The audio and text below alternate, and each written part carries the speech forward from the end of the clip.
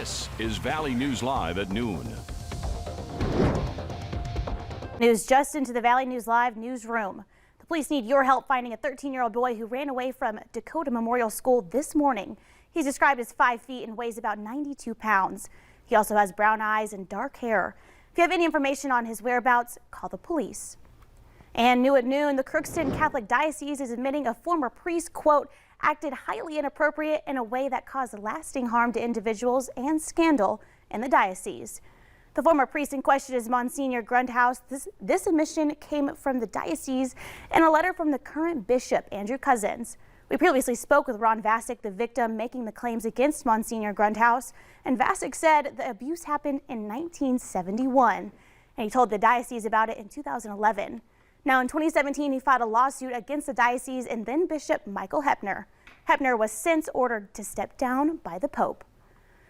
The U.S. is considering new sanctions against Russia as it continues its invasion over Ukraine. Russia's offensive has not gone as well as planned, leading to higher casualties on both sides and a new humanitarian crisis for Ukrainian refugees. Skylar Henry has more details from the White House.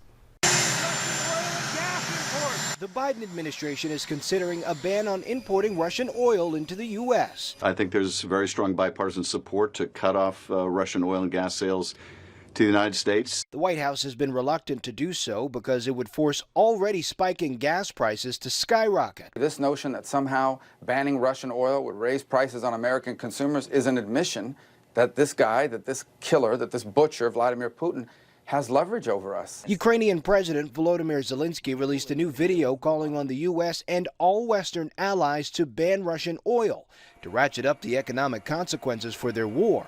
President Biden held a private video conference with the leaders of France, Germany, and the U.K. to talk about the sanctions, as well as the latest situation on the ground in Ukraine. Our message to Moscow, our message to Russia, to President Putin, end the war. End it now.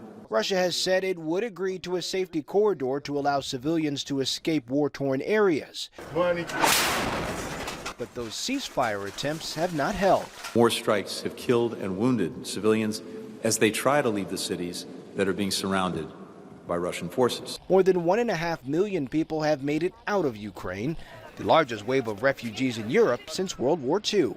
Skylar Henry, CBS News, the White House. Congress could act this week to approve $10 billion in humanitarian and military aid for Ukraine. Meanwhile, oil prices continue to surge due to supply disruptions stemming from the invasion and the possibility of a ban on Russian oil and natural gas. Prices are now rising to new peaks that haven't been seen in 13 years. The U.S. oil benchmark has at one point reached $130, its highest since July 2008. Brent crude oil hit a high of just over $139 at one point overnight and is also its highest since July 2008. The sun is out, but it's a bit colder than usual for this time of year, so we'll head over with Summer Schnellbach with the forecast of this afternoon, which is going to bring some changes. Summer?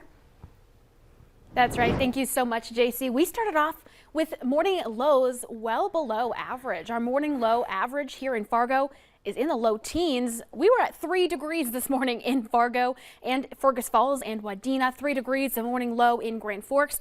Check out Hallock, 8 degrees below zero this morning, 6 below in Foston and Park Rapids. Meanwhile, out in Jamestown and Carrington, a morning low of 9 degrees above zero.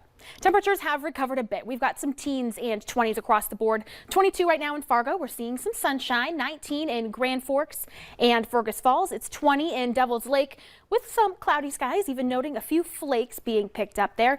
23 degrees in Bemidji. We do have mostly clear skies, and the temperatures dropped so low this morning due to the clear skies and less breeze. You can see a few of those clouds moving into the Devil's Lake area, so there may be a few flurries within that cloud cover and down in between Ellendale and Sisseton as well. Temperatures this afternoon will continue to be in the 20s to potentially near 30 degrees with a mix of sunshine and clouds. But JC, coming up in the hour-by-hour forecast, we're going to see the changes start tonight ahead of our, you guessed it, next Clipper system. I'll have those details in just a little bit. Thank you, Summer. Authorities in North Dakota are searching for the person who shot and killed a moose and left it to rot. Game and fish officials say it happened between February 24th and 25th near Hanks, North Dakota. This cow moose was found on the side of the road. Take a look right here. If you have any information about who shot the moose, you can call the poacher's hotline. That number is on the bottom of your screen and also on our VNL News app.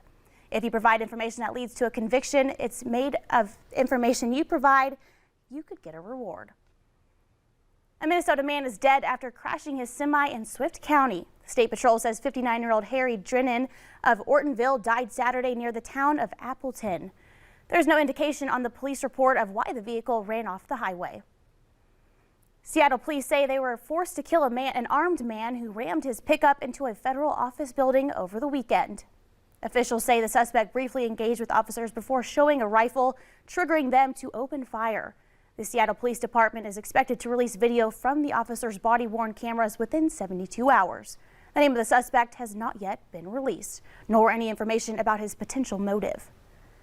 9 people are hospitalized after an SUV crashed into a Starbucks in South Dakota.